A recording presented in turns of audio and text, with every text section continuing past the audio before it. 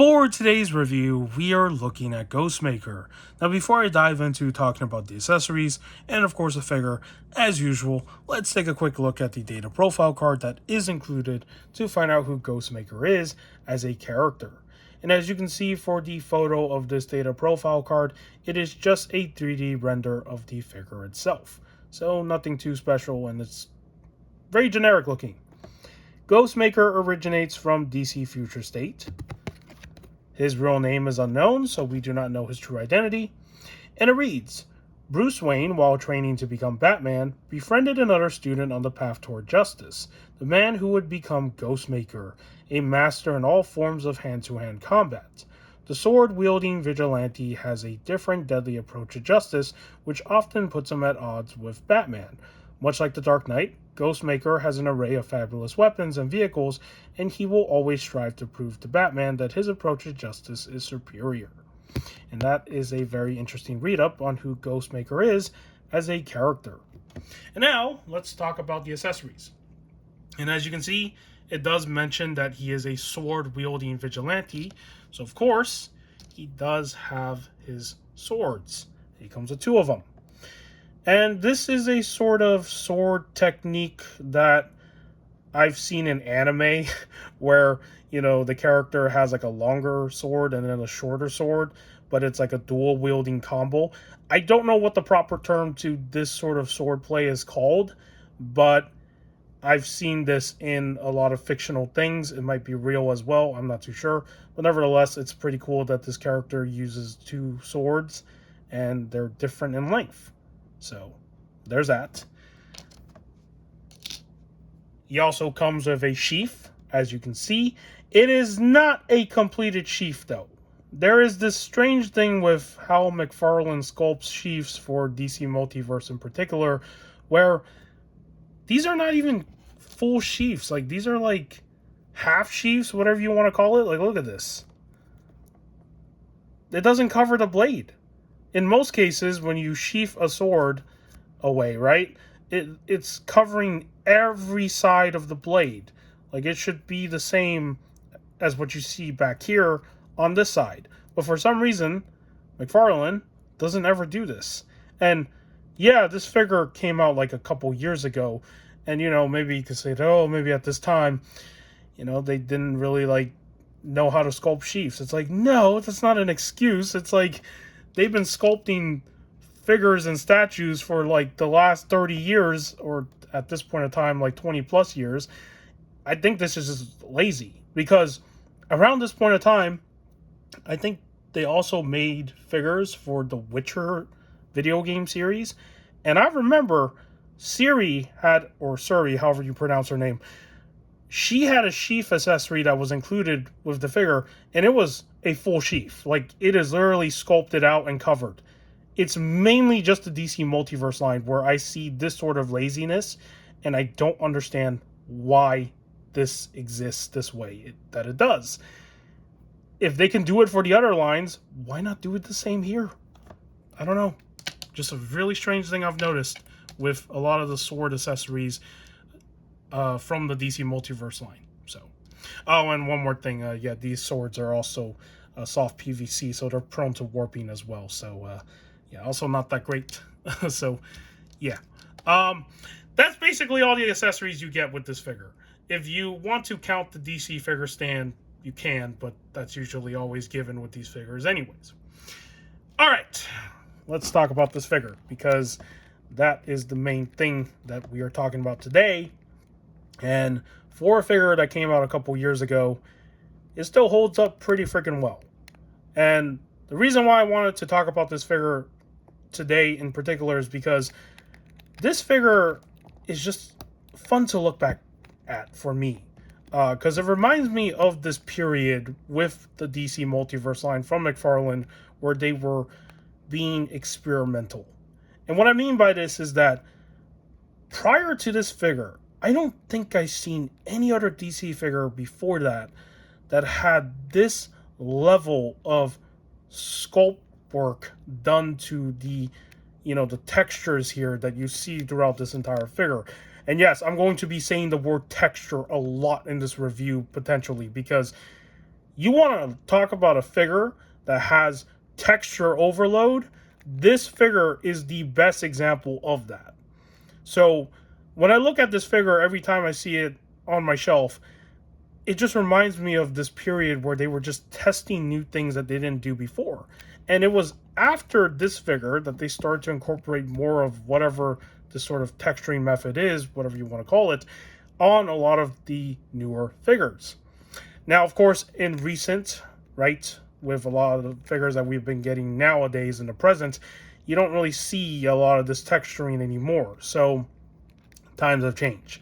But what I mean is, they at least had this period where a lot of the comic book figures were getting details like this that were sculpted that, you know, in most cases probably wouldn't receive this at all, right? It would just be flat. But they were doing this to a lot of the comic book design figures in particular. So very interesting. And let's start with, you know, the head sculpt first before we talk about everything else. As for the head sculpt, it's not a bad looking helmet. It's very simple. It's very, you know, clean looking. It is just black and white, and as you can see, his eyes are on the side here. They're supposed to be like light up eyes of like a mask that has LED, but, you know, since his eyes are so tiny, the way that they printed those on or painted it on, however they did that, you know, it's not really noticeable that his eyes are present, right? Especially from like a distance, you can't even tell if he has eyes, unless, like, you know, if you're looking at it from the side. So there's that.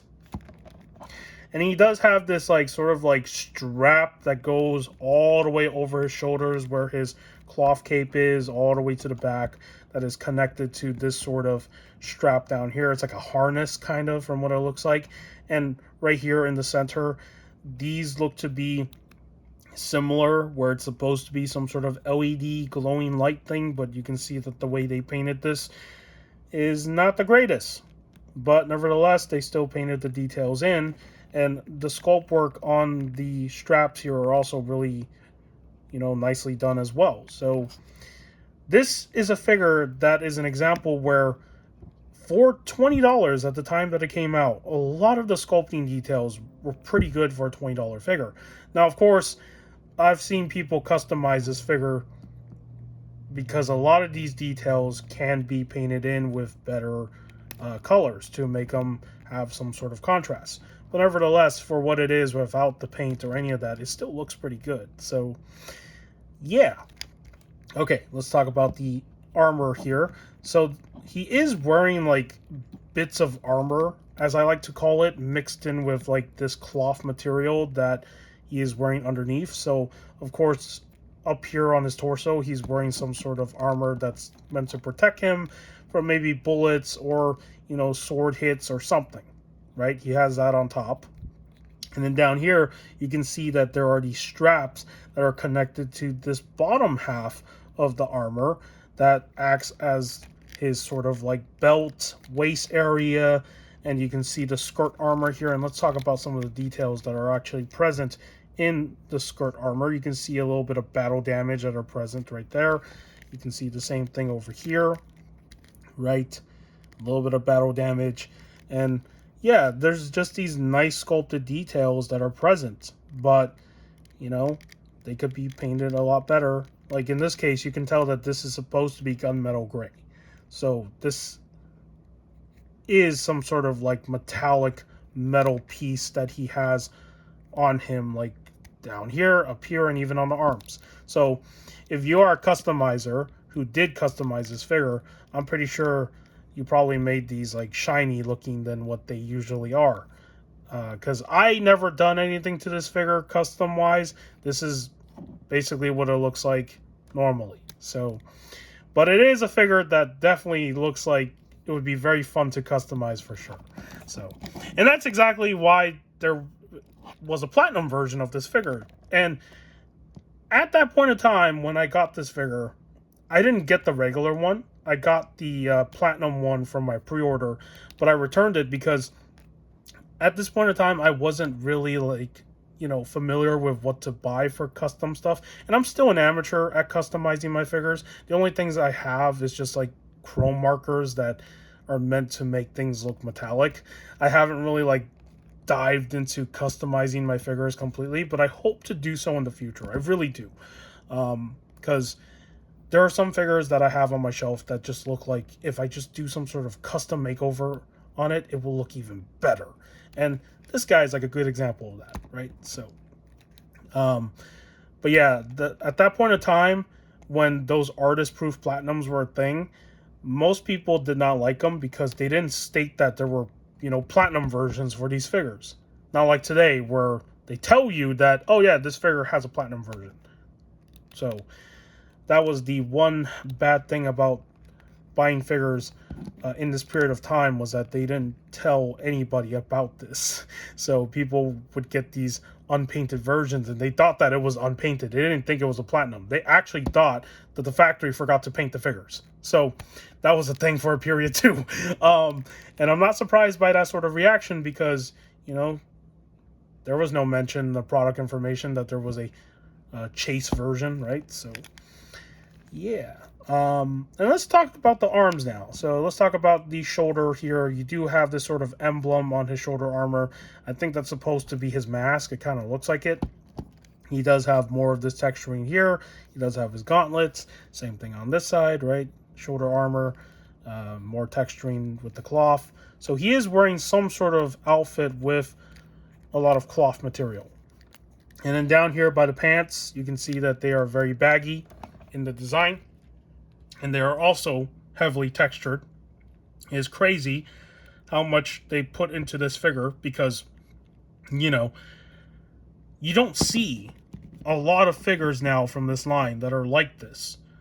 It is a very interesting looking figure indeed. And then even on the back here with his cape that he's wearing, or this cloth material that he has draped over, look at all those grid patterns of texturing.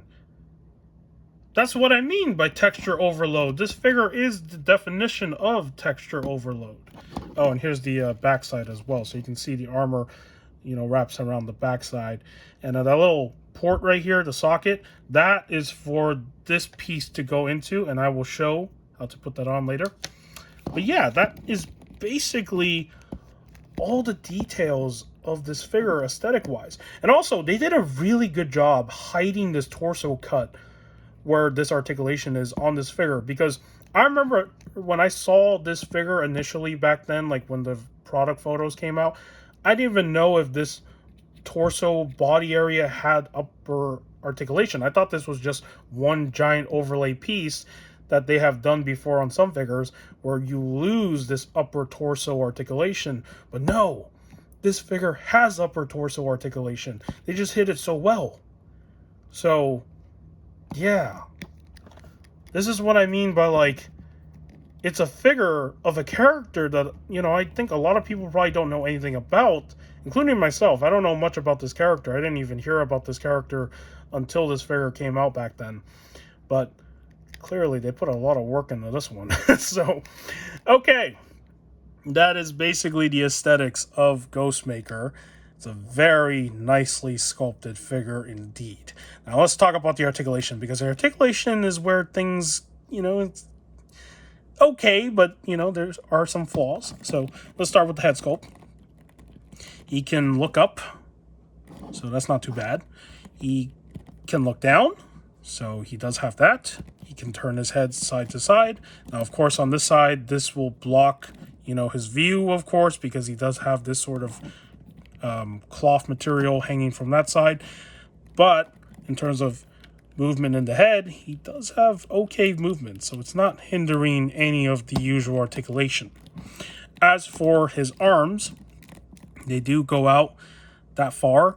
Because the shoulder piece is a softer material, it will not hinder his articulation too much, but it does hinder his arms from getting into a complete T-pose.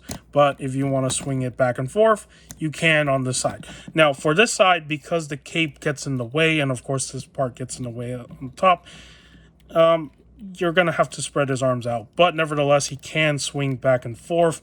Right, you still can do that. You just have to be careful with this part because it will run into the top part here. So, but you can still get it to move. And he can kinda get his arms to lift out as well. So pretty cool. He does have double jointed articulation, as you can see. He does have swivel up here by the bicep. So there's that. He does have swivel in the hands, and there is an articulation, but I think on my copy, it doesn't really move. Yeah, it's like all the way in there. Like in this case, you're not going to really get the wrist to move at all with the articulation joint. So there's that. And for that torso, look at that upper torso. Look at that movement, right? Even though it moves so great, it still suffers from one problem. He can't lean forward. He can't even lean backward in this case either. It's like it's like falling back because it's like kind of top heavy. But if you're trying to lean it back, it doesn't want to lean back either, and it doesn't want to lean forward. So it's really strange. But in terms of rotation, it's like really freaking good. So there's that. As for his bottom rotation here, which is underneath the the overlay, you do get a really good movement there. So that's pretty good. As for his legs, you do get this amazing split. Like that is a freaking full-on split right there. Look at that. So if you want to get him into splitting his legs position, you can. So there's that. Does he have any upper thigh swivel? No, those are not moving. In terms of kicking, his skirt armor does not get in the way, so he can kick his legs out. And his legs are single jointed. However, even for single jointed legs, look at what they did. They added a rotation as well. So you do get a swivel down here. So that's pretty freaking cool. And then for the feet, you do have articulation, you do have swivel, and you do have toe articulation as well. So all your standard articulation on these figures as usual, but the way that they executed the articulation for this figure, even though some areas are not the greatest, you can still get them into some pretty cool poses nonetheless. So they did a really good job with this one. All right, let's get these accessories on the figure. So let's show this. So the sheath goes on the back right here, and all you do is you just put it in there, and his cape pretty much covers the sheath, right? And then let's get the swords on him. Really easy to put on. All you do is you slide it into his hands. So there's that. And then here's his other sword. Same thing. All you do is you just slide it in. And now you got Ghostmaker with both his weapons. So he can dual wield two swords. Pretty freaking cool. Now, if you don't want him to dual wield two swords, you can do this as well. You can take this sword off, for example, store it on the back right here where his sheath is, and he can carry one of his swords. But, as you can see right here, it does look really freaking strange, right? This is my point. When you're making a sheath to store a sword, it should be covered up so it doesn't look that way. So, yeah.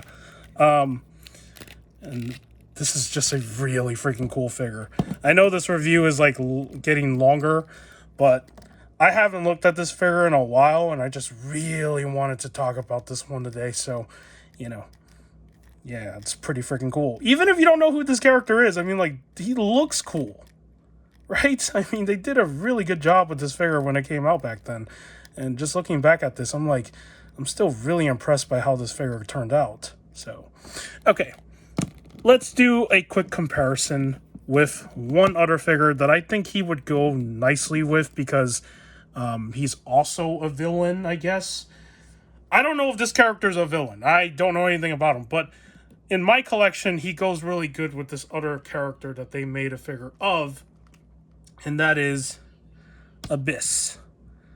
So this is another one of those Batman characters from, like, I guess this more recent period that I just don't know anything about, but when I see these two characters together in figure form, they look like they can be a team of some kind. So there's this comparison. Pretty freaking cool.